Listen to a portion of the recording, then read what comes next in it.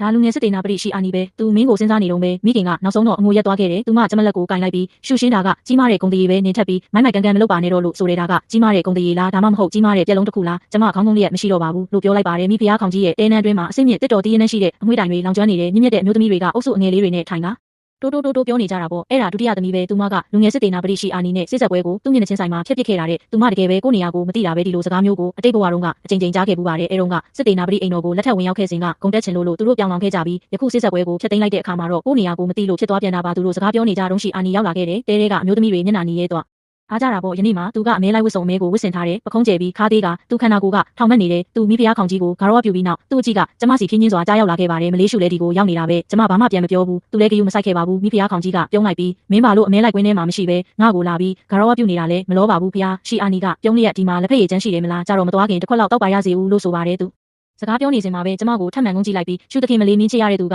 ဒီနေ့လာသလားလို့မေးတယ်ကျမမျက်နှာကိုမော့ကသူ့ကိုစိုက်ကြည့်လိုက်တယ်သူကပေါ့ပပထိုင်နေပြီးသူ့နှုတ်ခမ်းမှာပြောင်းလောင်တဲ့အပြုံးတစ်ခုချိတ်ဆွဲထားတယ်သူလွန်ခဲ့တဲ့ရက်နှဲငယ်ကကျမကိုတေချာစုံစမ်းခဲ့ပုံရတယ်ထို့ကြောင့်ချစ်သူရှိရဆိုတာကျမလုံးကြံပြောခဲ့တာလို့သူသိသွားခဲ့ပြီးလေးမိခင်နေပါတဲ့ဒီမင်းကလေးမှာချစ်ရတဲ့သူမရှိပါဘူးရှီအာနီကမျက်ခုံးပင်းလိုက်ပြီးဒါဆိုအဲ့ဒီနေ့ကဂုံပြုတ်ပွဲမှာပြောခဲ့တာကပဲသူလည်းအဲ့ဒီနေ့ကကျမနေမကောင်းလို့စကားပြောတာမစင်မချင်းဖြစ်သွားတာပါကျမခေါင်းကုန်းလေးရဲ့ရိုသေတဲ့အမူအရာနဲ့ဆိုလိုက်ပါတယ်ကျေးဇူးပြုပြီးစစ်တေနာပရိချုပ်အနေနဲ့စိတ်တဘောထားကြီးပေးပါအခန်းထဲမှာခဏမျှတိတ်ဆိတ်သွားခဲ့ပါတယ်မြင့်မြတ်တဲ့အမျိုးသမီးတွေဟာအချင်းချင်းနှလုံးချင်းအချက်ပြလိုက်ကြတဲ့ရှီအာနီကတော့အကျယ်ကြီးရေမောလိုက်ပြီးသူ့ရဲ့မျက်နှာမှာအေးဆက်တဲ့မောက်မာမှုတွေပြည့်နေပါတယ်ရှုရှင်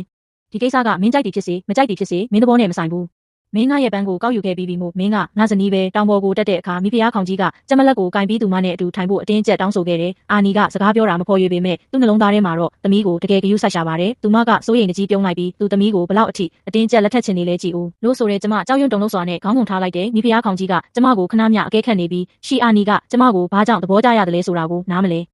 နိုင်ဖြစ်နေကသူမကိုပုံမစိတ်ပြက်စေခဲ့တဲ့ရထားလုံးကတောင်ပေါ်လန်းအတိုင်းဖြင်းချင်းစွာရှေ့သို့ရွေလျားနေတဲ့ຫນွေဦးလေပြေကပန်းရနံ့တွေကိုတဲဆောင်လျက်တိုက်ခတ်နေတဲ့အရာအလုံးကကောင်းမွန်နေပုံရတယ်ကျမလက်အင်ကြီးထဲကပေါ်ဝါကိုကင်ကြည့်လိုက်မိပါတယ်ကျမတို့တောင်ပေါ်ကိုတက်ခါနီးမှာဝစ်စုံဝါဝစ်ထားတဲ့ချမ်းသာတဲ့မိသားစုကမိန်းကလေးတဦးကအဲပေါ်ဝါကိုကျမစီအတင်းထည့်ပေးခဲ့တာပါဒီတော်ထဲမှာဂျင်တွေတောကောင်တွေအများကြီးရှိတယ်အဲ့ဒါတွေကိုမလာအောင်ဒီပေါ်ဝါကိုစောင့်ထားပါကျမဒီပေါ်ဝါဂုံပြုတ်ပွဲမှာသူမကိုမှတ်မိခဲ့တယ်သူမကရှီအာနီရဲ့ပန်းကိုပထမဆုံးကောက်ယူခဲ့သူပါခုနတင်ကမိဖုရားခေါင်းကြီးရဲ့တဲနန်းထဲမှာရှီအာနီကကျမကိုလက်ထက်ချင်တယ်လို့ပြောတော့သူမမျက်ဝန်းတွေညီရဲသွားခဲ့တယ်ကျမသူမကိုမငင်းပယ်ခဲ့ပါဘူးကြောက်ရွံ့ဟန်ဆောင်ကလက်ခံခဲ့တယ်ကျမအတိတ်ဘဝတုန်းကအိမ်တော်လူကြီးတွေကနေဆက်ကလာတဲ့အမွှေးကြိုင်တစ်ခုအကြောင်းပြောတာကိုကြားခဲ့ဘူးလေအဲ့ဒါလူသားတွေအတွက်အနံ့ခံရင်အနေရမရှိပေမဲ့တော်ရိုင်းတရိษံတွေကအနံ့ကိုရရင်တော့ယူသွတ်သွားတတ်ကြတယ်ဒီဘဝမှာတစုံတစ်ယောက်ကကျမကိုဒီလှည့်ကွက်နဲ့အနေရပြုတ်လိုက်မယ်လို့မမျှော်လင်းခဲ့မိဘူးဝမ်းနေစရာပါရထားလုံးကဝေးလံခေါင်ချတဲ့တောလန်းတစ်ခုကိုရောက်တဲ့အခါကျမအဲပေါ်ဝါကိုထိုင်ကုန်ငွေရရဲ့ကြားညက်သေးကိုတိတ်တဆိတ်ထည့်လိုက်တဲ့ဒီနေရာကမိဖုရားခေါင်းကြီးနဲ့အလွန်နီးကပ်လို့တကယ်လို့တားရဲတကောင်ရောက်လာရင်ဘသူအရင်ကြိုက်မလဲမိဖုရားခေါင်းကြီးကဘာမှမသိပဲဘေးနားကမြင့်မြတ်တဲ့အမျိုးသမီးတွေနဲ့စကားပြောကောင်းနေသေးတော့အုပ်ကြီးကရုတ်တရက်တိတ်ဆိတ်သွားခဲ့ပါတယ်နှစ်တန်တွေပလစ်တန်တွေမရှိတော့ပါဘူးလေပင်ငိမ့်သက်သွားခဲ့ပါတယ်ရုတ်တရက်တောအုပ်ထဲကကျဲလောင်တဲ့ဟိန်းဟောက်တန်တစ်ခုထွက်ပေါ်လာတယ်တားရဲသခင်မကြီးကိုကာကွယ်ကြမြန်ကာကွယ်ကြဒါပေမဲ့တလန်းနောက်ကျသွားခဲ့ပြီဖြစ်ပါတယ်မျက်စိတမိတ်အတွင်းမှာပဲကြောက်မက်ဖွယ်ကောင်းတဲ့ကြားကြီးတစ်ကောင်ဟာရထားလုံးစီကိုခုံအုပ်လာခဲ့တဲ့ကြားကအလွန်မြန်ဆန်လို့အဆောင်တွေတောင်မတုံ့ပြန်နိုင်ခဲ့ကြဘူးမိဖုရားခေါင်းကြီးရဲ့မျက်နှာကတေလူမတက်ဖြူဆွတ်သွားခဲ့ရတဲ့အသက်နဲ့ခန္ဓာလူရမယ့်အချိန်မှာကျမမိဖုရားခေါင်းကြီးကိုကာကွယ်လိုက်တယ်လူတိုင်းအော်ဟစ်နေကြတာပါကြားကမကိုင်းမိခင်စက္ကန့်ပိုင်းလိုမှာကျမလှည့်လိုက်ပြီးမိဖုရားခေါင်းကြီးကားမှာဆွဲထားတဲ့စိန်စီထားတဲ့ဓာတ်မြောင်ကိုဆွဲယူကကြားရဲ့လေပင်ထဲကိုနှက်ဆိုင်စွာထိုးဆိုင်လိုက်တဲ့ပူပြင်းတဲ့သွေးတွေပန်းထွက်လာတော့လဲကြားကမရက်တန့်ခဲ့ဘူးသူ့လက်သေးကကျမပခုံးကိုကုတ်ဆွဲလိုက်တဲ့ဖြင့်သွေးချင်းချင်းနေတဲ့ဒဏ်ရာတစ်ခုဖြစ်သွားခဲ့ပါတယ်ကျမနောက်သို့လွင့်ထွက်သွားပြီးကျမ်းပြင်ပေါ်သို့ပြင်းထန်စွာကျဆင်းသွားခဲ့ပါတယ်ကြားကဒေါသကြီးနဲ့ဟိန်းဟောက်ကကျမထံသို့နီးကပ်လာခဲ့ပါတယ်ဓာတ်မြောင်မှာကင်းဤလေပင်တွင်စိုက်နေစေဖြစ်ပါတယ်ကျမမှာလက်နက်မရှိတော့လို့ကျမ်းပြင်ပေါ်လက်နှစ်ဖက်နဲ့တာနောက်ဆုပ်နေခဲ့ရတယ်ပခုံးပေါ်ကဒဏ်ရာကအလွန်နာကျင်လာတဲ့သွေးတွေလက်မောင်းတိုင်းစီးကြပြီးကျန်းပြင်ပေါ်မှာသွေးလန်းချောင်းတစ်ခုဖြစ်နေခဲ့ပါတယ်ကြားကတက်ဖြတ်လိုတဲ့အငွေ့အသက်တွေပြင်းနေနေတဲ့မျက်ဝန်းတွေနဲ့တလန်းချင်းတိုးလာနေတာပါအဆောင်တွေကပြပြတလဲပြေးလာနေကြပြီးသူတို့နဲ့မဝေးတော့ပါဘူးကျမခဏတောင်းခံနိုင်ရင်အဆင်ပြေသွားလိမ့်မယ်လို့စဉ်းစားမိပေမဲ့ကြားကကျမကိုဘယ်အခွင့်အရေးမှမပေးခဲ့ဘူးကြားကသွားတွေကိုဖျက်ပြလိုက်ရာဖြူဖွေးတဲ့အဆွဲတွေဟာတောက်ပနေပြီးအသက်ရှူတန်းကညီစော်နေနေတဲ့ကျမရဲ့လက်တွေဟာမြေကြီးပေါ်မှာဆန်တဝါဝါနဲ့တဲနဲ့ရွှွန့်တွေကိုကြားရဲ့မျက်လုံးတက်တဲ့ကိုပြစ်ပေါက်လိုက်တယ်ကြားကခဏတန့်သွားတဲ့စက္ကန့်ပိုင်းအတွင်းကျမဘေးကိုလိမ့်လိုက်ပြီးတစ်သားလုံးတစ်ခုကိုကောက်ယူကရှေ့မှာကာထားလိုက်တဲ့ကြားကကျမထံသို့ယူသွတ်စွာပြေးဝင်လာတဲ့ကျမမျက်စိသူငယ်အိမ်တွေကျုံသွားခဲ့ရတယ်အဲစက္ကန့်ပိုင်းကရှည်လျားသွားပုံရပြီးအလွန်အမင်းနှိကွေးသွားခဲ့ပါတယ်အဲအချိန်မှာကျမမျက်စိရှည်အေးဆက်တဲ့အလင်းတန်းတစ်ခုလက်ခနဲပေါ်လာတဲ့လန်နီတစင်းကလေးထဲမှာပြန်တန်းလာပြီးတားရဲရဲ့ဦးကောင်းလေးကိုတဲ့တိုးဝင်သွားခဲ့တဲ့ကြားကြီးရဲ့ကြီးမားလာတဲ့ခန္ဓာကိုယ်ဟာကျန်းကျင်ပေါ်ပြိုလဲကျသွားပြီးသွေးတွေနေရအနှံ့ပန်းထွက်ကုန်ပါတယ်လူငယ်စစ်တေနာပရိတယောက်ကသားရဲ့ခေါင်းပေါ်တက်နေပြီးကျမကိုငုံကြည့်ဖို့ကိုကိုကိုင်းလိုက်တယ်မင်းတတိရှိသားပဲအတန်ကပြတ်သားပြီးကစားခြင်းစိတ်အရေးအယောင်ဆွတ်နေတယ်ထင်ရှားလာတာကသူကမျိုးသမီးတူပါသူမကမျက်ခုံးပင်လေးရဲ့တစ်သားချောင်းသေးလေးနဲ့တားရဲကိုဆွတ်ကြည့်နေတာပါကျမအကြောင်းအန်းသွားခဲ့တယ်ရှီအာနီရဲ့တုံရင်နေတဲ့အတန်ကကျမရဲ့နောက်ကနေထွက်ပေါ်လာပြီးရှီအာနီမျက်နှာမှာအံ့ဩမှုတွေပြည့်နေတယ်မင်းမျိုးတော်ကိုဘယ်တော့မှပြန်ရောက်တာလဲငါ့ကိုဘာလို့အကြောင်းမကြားတာလဲငါမင်းကိုလာကြုံမှာပေါ့စစ်တေနာပရိချုပ်မင်းချုံဟန်းကသူ့စကားကိုဖျက်ပြောလိုက်တယ်သူမလေတန်ကယဉ်ကျေးပေမဲ့အနှံ့ကွာဝေးလာတယ်ငါအမေရပြန်လာတာမို့မတော်တဆဖြတ်လာမိတာဒုက္ခခံမနေပါနဲ့ရှီအာနီလက်တွေတင်းကျပ်သွားပြီးမှပြန်လေရော့ရဲသွားခဲ့တယ်သူအကြီးကကျမစီမှာပဲရှိနေတယ်ဒါနဲ့ချုံဝန်းရှီအာနီကရုတ်တရက်တစ်ခုခုကိုတတိယသွားပုံရတယ်ငါမင်းကိုမိတ်ဆက်ပေးရအောင်မယ်ဒါငါရဲ့စစ်ဆက်ထားသူပဲသူကပေါ့ပေါ့ပပလေးတန်နဲ့ပြောခဲ့ပေမဲ့ သူမျက်ဝန်းတွေဟာမင်းချုံဟန်းစီမှာပဲသူမအံ့ဩသွားလိမ့်မယ်စိတ်ပြတ်သွားလိမ့်မယ်ဒါမှမဟုတ်အနည်းဆုံးတော့ဂုဏ်ယူလိမ့်မယ်လို့သူထင်ခဲ့မိပေမင်းချုံဟန်းကတော့အော်လို့တလုံးတည်းပြောလိုက်တယ်ပြီးတော့သူမကျမကိုကြည့်လိုက်ပြီးနောက်ရှီအာနီကိုကြည့်တယ်စိတ်ဆက်ထားသူကိုကြည့်တာရှီအာနီမျက်နှာမှာပုံမှန်အတိုင်းအေးဆက်ဆက်ပြုံးတစ်ခုရှိနေသေးပါသူမကဂုံပြူပွဲမှာငါမျက်လုံးနဲ့ရောက်လာခဲ့တာဒါကြောင့်ငါချက်ချင်းပဲဆုံးဖြတ်လိုက်တာမင်းချုံကမျက်မှောင်ကျုပ်လိုက်ရာရှီအာနီပြုံးကခဲသွားခဲ့တယ်ဘာဖြစ်လို့လဲမင်းချုံကဘာမှပြန်မပြောဘူးသူမကျမကိုစိုက်ကြည့်နေခဲ့တယ်သူမစဝေစဝါနဲ့ခေါင်းကိုစောင်းလိုက်ပြီးရှူရှင်းနေကဘာဖြစ်လို့သူ့ကိုသဘောကျတာလဲရှီအာနီမျက်နှာအမူအရာပြောင်းလဲသွားခဲ့တယ်ကြမှာလဲကြောင်းအန်သွားခဲ့ရတယ်မင်းချုံကသူပြန်ပြောတာကိုမဆောင်ပဲသူမလက်အင်ကြီးမှာစုပ်ပြဲနေတဲ့အစာနာတစ်ခုကိုဆွဲဖြတ်ကကျမတန်ရာကိုပေါ့ပေါ့ပပပဲစီးနှောင်ပေးလိုက်တဲ့ရှီအာနီမှာရက်နေခဲ့ရမှသူမျက်နှာကဖြူဖြော့သွားပြီးမှပြန်လည်နီမြန်းလာပြီးခြုံဝမ်းမင်းမကိုဆိုလိုတာလဲမင်းရဲ့စိတ်ဆက်ထားသူကဒဏ်ရာရနေတာမင်းသူမနာကျင်နေလားလို့မမေးပဲဒီနေရာမှာငါ့ကိုရန်ရှာနေတာလားမင်းချုံဝမ်းကြီးကအေးဆက်နေတယ်ဘလို့ပဲဖြစ်ဖြစ်ကျမတို့မှာကိုစီတာဝန်တွေရှိကြတယ်စစ်သူကြီးရှီအာနီကျေးဇူးပြုပြီးကိုလေးစားပါပြောပြီးသူမကျမကိုရင်ခွင်ထဲကွေ့ချီလိုက်တယ်သူမခန္ဓာကိုယ်ကခြောက်သွေးတဲ့တစ်သားနဲ့လိုငွေ့ပြန်ဆန်းတဲ့ရနံတစ်ခုထွက်ပေါ်နေပြီးအလွန်တက်တောင့်တက်တာရှိလို့ကျမအိပ်ပျော်လို့မတက်ဖြစ်သွားခဲ့တယ်ကျမသတိရှိနေဖို့လက်ပွားကိုတင်းကျပ်စွာဆုပ်ထားလိုက်ပါတယ်စစ်တေနာပတိချုပ်မင်းကျမသူမကိုတိုးတိုးလေးကပ်ပြောလိုက်တယ်ကျမဘာသာလမ်းလျှောက်နိုင်ပါတယ်မင်းချုံမှန်းကျမကိုငုံကြည့်လိုက်တယ်သူမစကားပြန်မပြောခဲ့ဘူးကျမနှုတ်ခမ်းကိုကိုက်ပြီးထပ်ပြောတော့သူမမယူမဆိုင်ပဲကျမကိုခိုင်မြဲစွာပွေ့ချီပရှေ့ဆက်လျှောက်သွားခဲ့တယ်ကျမသူမပေါက်ခုံးကိုတွန်းဖို့လန်းလန်းလိုက်ပေမဲ့ကျမလက်ကသူမအဝတ်စားကိုထိမိတဲ့ခဏမှာသူမကျမလက်ကဝတ်ကိုဆွဲကင်လိုက်တယ်သူမအကြည့်ကကျမလက်သေးတွေကြောင့်လာချမ်းပုံစံနီးရဲနေတဲ့လက်ဖွားပေါ်သို့ကြားရောက်သွားပါတယ်ကျမမျက်နှာဖြူလျှော့သွားခဲ့ပြီးအခဲခတ်ခံရတဲ့အတွက်အရှက်ရမိတာပေါ့နောက်စက္ကန့်မှာသူမညင်သာစွာတက်ပြင်းချလိုက်တာကိုကြားအားလိုက်ရတယ်ဒီလောက်နာကျင်နေတာတောင်တောင်းခံထားရတာမင်းတော်တော်ဒုက္ခရောက်ခဲ့ရမှာပဲကျမနာကျင်မှုကြောင့်နိုးလာခဲ့ပါတယ်ပခုံးပေါ်ကဒဏ်ရာကမီးလောင်နေတယ်လို့ခံစားရတာပါကျမဗီဇအတိုင်းကိုတွတ်လိန်လိုက်တော့အေးဆက်ဆက်အတန်တကူကမလုံနဲ့လို့ပြောလိုက်တဲ့စာရေးစပွဲပေါ်မှာမီးအိမ်သေးလေးတစ်လုံးပဲလင်းနေတယ်လူငယ်တဦးကကတင်ပေးမှာထိုင်ပြီးကောင်းကစောက်တအုပ်ကိုဖတ်နေတာပါသူမျက်နှာကအလွန်ချောမောပြီးတန်ရှင်းတက်ရက်လှပါတယ်သူရုပ်ရည်သွင်းပြင်ကမင်းချုံမှန်းနဲ့80%တူပေမဲ့သူမလို့ရဲရင်ထင်ရှားတဲ့အရှိန်အဝါမျိုးတော့မရှိပါဘူးအဲအစားအလွတ်မင်းအေးဆက်ပြီးမပေါ်ရွေတဲ့ငွေသက်တွေရှိနေတာပါသူစာအုပ်ကိုပိတ်လိုက်ပြီးကျမကိုလှမ်းကြည့်တယ်ငါခုနတည်းမင်းတန်ရာကိုချုပ်ပေးပြီးသွားပြီးအကယ်၍ထပ်ပြီးပြဲထွက်သွားရင်တော့အမာရွတ်လှလိမ့်မယ်လို့ငါမှမခံနိုင်ဘူးကျမဇဝေဇဝါနဲ့မျက်တောင်ခတ်လိုက်တယ်နဲ့သမားတော်မင်း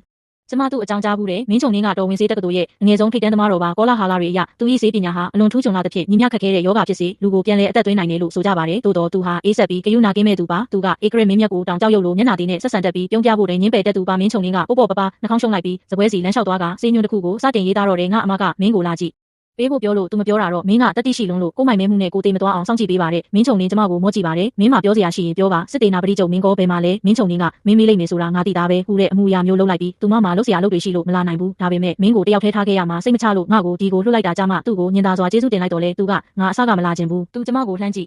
ပြီးကိုယ့်အသက်ကိုတန်ဖိုးမထားတဲ့သူကိုငါကကယ်တင်ဖို့စိတ်မဝင်စားဘူးဒါပေမဲ့မိဖုရားခေါင်ကြီးကလည်းမင်းတန်ရာကိုပြစ်မထားဖို့ပြောလာလို့ပါတဲ့သူကတကယ်တော့အဆင်ပြေပေမဲ့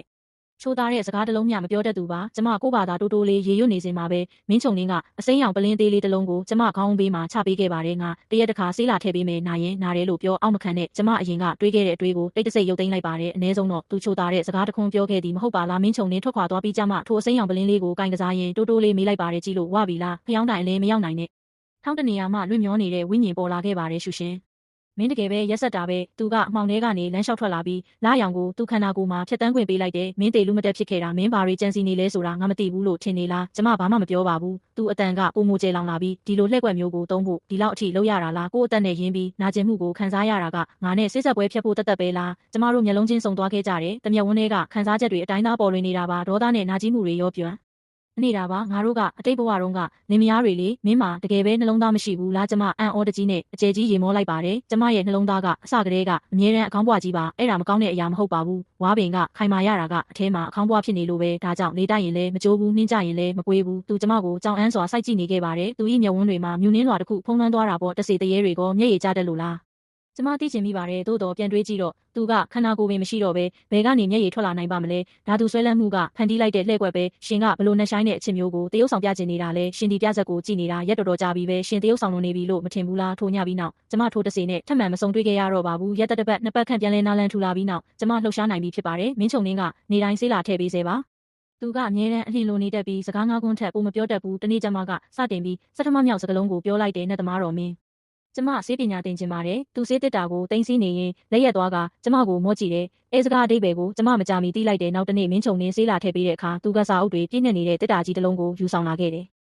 အတွင်းကျန်းအေးမိနာကျန်းအရေးကြီးတဲ့စေညွန့်ကျန်းရှန်နုံရဲ့ကနဝင်ကျန်းတွေနဲ့အခြားကျန်းတွေကိုကျမတက်မြင့်မားစွာစီထားခဲ့တာပါမင်းချုံကအေးဆက်စွာပြောပါတယ်ဖတ်လိုက်ဦးကျမတအုပ်ကိုပေါ့ပေါ့ပပပင်ဖွင့်ဖတ်လိုက်ပါတယ်ရင်းတွေသူမက်စုတွေနဲ့ပြည့်ညက်နေတာပါကျမမျက်ဝန်းထောင်လေးတွေပြုံးလျက်ကွေးညွတ်သွားခဲ့ရပါတယ်စေကျန်းပုံကြီးကကျမအတွက်စိတ်မနေပါဘူးကျမအတိတ်ဘဝစစ်တေနာပတိအိမ်တော်မှာကျမမှာအားလက်ချိန်တွေအများကြီးရှိခဲ့တယ်စကားပြောစရာလူမရှိလဲပတ်စရာလူမရှိခဲ့ပဲကြမတခုတည်းတော့ ပျော်ရွှင်မှုကစာဖတ်ခြင်းပဲအိမ်တော်စာကြည့်ခန်းထဲမှာစေးကျန်းတွေအများကြီးစီထားခဲ့တာပါကျမအလို့ရသည့်အထိအချိန်ချင်းဖတ်ခဲ့ဘူးပေမဲ့အချို့သောစာပိုက်တွေကလမ်းညွှန်ပေးမဲ့သူမရှိဘဲနားလည်ဖို့အလွန်ခက်ခဲလို့ကျမတစ်စိတ်တစ်ပိုင်းသာနားလည်ခဲ့တာပါအခုမင်းချုံနှင်းရဲ့မှတ်စုတွေနဲ့အတူအတိတ်ဘဝကနားမလည်ခဲ့တဲ့အရာတွေကိုချက်ချင်းနားလည်သွားခဲ့ပြီးမင်းချုံနှင်းတတမမြောင်းနေ့မှာရောက်လာတဲ့အခါကျမကပြုံးလျက်ပြောလိုက်တယ်တမားတော်မင်းကျမစာအုပ်တွေဖတ်ပြီးသွားပြီးမင်းချုံနှင်းကပြုံးတဝက်နဲ့နင်းဝမ်ချမ်းကိုကောက်ယူလိုက်ပြီးရွတ်ပြစမ်းကျမစတင်ရွတ်ဆိုပြတဲ့ဧကရမင်းမြတ်ကကြည်ပေါ်ကိုမင်းမြန်းခဲ့သည်ငါသည်ငါရဲ့ပြည်သူတွေကိုတန်ဖိုးထားပြီးအခွန်အတုပ်တွေကိုကောက်ခံခဲ့သည်သူတို့တွေမလုံလောက်မှုများရှိနေပြီးယောဂဝေဒနာခံစားနေရသည်ကိုငါသဘောတူသည်ကျမအလွန်အမင်းမြန်ဆန်စွာမရွတ်ဆိုခဲ့ပဲတခါတရံရက်တန်ကစဉ်းစားခဲ့ရတော့လဲစကလုံးတစ်လုံးမှမမှားခဲ့ဘူးမင်းချုံနှင်းကတိတ်တဆိတ်အခြားစာအုပ်တစ်အုပ်ကိုကောက်ယူလိုက်တယ်ကလီစာရီရဲ့တွေးခုံတော့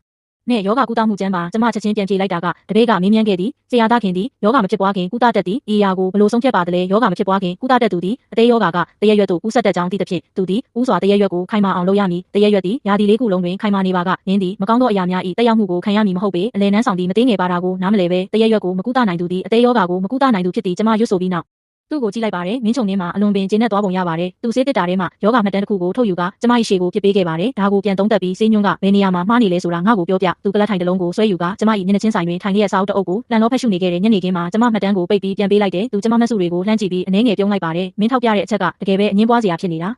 တော်ဝင်စေးတက္ကသိုလ်ကအဲ့ဒါကို2ရက်လောက်ညှင်းခုန်ခဲ့ကြပြီးနောက်ဆုံးတော့ညှိနှိုင်းထားတဲ့ဖော်မြူလာတစ်ခုကိုသုံးခဲ့ကြတာဒါပေမဲ့နှစ်ခုလုံးကမင်းရဲ့စေးညွန့်တစ်လောက်မကောင်းဘူးမနှက်ပြန်ဆက်လုပ်ကြတာပေါ့ကျမမျက်တောင်ခတ်လိုက်ရင်ရုတ်တရက်ငိုချင်းစိတ်နဲ့ရေချင်းစိတ်ရောပြောင်းသွားခဲ့ရပါတယ်ကျမတွေးမိတာက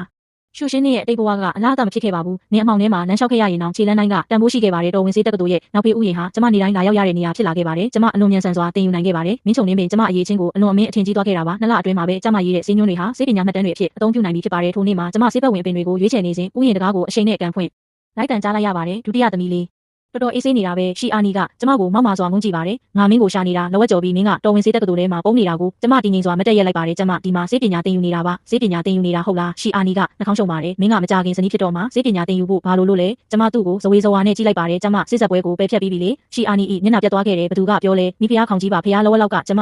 မိဖုရားခေါင်ကြီးထံဆုလက်တစ်ခုတောင်းခံခဲ့ပါတယ်မိဖုရားခေါင်ကြီးကသဘောတူခဲ့တယ်စစ်သူကြီးရှင်တကယ်ပဲမသိတာလားကျမနိုးလာပြီးနောက်မိဖုရားခေါင်ကြီးကကျမကိုဆုလက်တစ်ခုပေးမယ်လို့ဂရုပြုခဲ့ပါတယ်ကျမရှီအာနီကိုမလက်ထက်ချင်ကြောင်းတိုက်ရိုက်လျှောက်တင်ခဲ့တာပါမိဖုရားခေါင်ကြီးခိတ္တမြတိတ်ဆိတ်သွားခဲ့ပြီးအာနီမှာဒေါသအနှဲငယ်ရှိတတ်ပေမဲ့သမီးဒီလိုလုပ်เสียမလိုပါဘူးတဲကျမကစကားဖြတ်လိုက်တယ်ကျမရွှဲပြီးလုပ်တာမဟုတ်ပါဘူးဖုရားကျမပြတ်သားမှုကိုမြင်တဲ့အခါမိဖုရားခေါင်ကြီးကထပ်မံပြီးမဖြောင်းဖြတော့ပါဘူးရှီအာနီကဒီအကြောင်းကြားဘူးကောင်းကြားဘူးမှာဖြစ်ပေးမဲ့သူကအလေးမထားခဲ့ပါဘူးခေါ်မြမရဲ့ယောက်ျားသူကျမ၏ရှေ့တွင်ရက်နေခဲ့ပြီးသူ၏မျက်နှာမူအရာဟာခက်ထန်နေပါတယ်ရှုရှင်မင်းယူနေတာလားကျမသူ့ကိုတင်းငိမ်စွာစိုက်ကြည့်လိုက်ပါတယ်ရှီအာနီ၏နှုတ်ခမ်းတွေလှုပ်ခတ်သွားခဲ့ပြီးသူမျက်ဝန်းတွေကအခန်းထဲကမင်းချုံနှင်းစီရုပ်တရက်ကြားရောက်သွားတယ်မင်းချုံနှင်းမှာတော့စာအုပ်ကိုသာစိုက်ကြည့်နေပြီးအပြင်ကစူညံတန်တွေကိုဘာမှမသိသလိုရှိနေတာပါ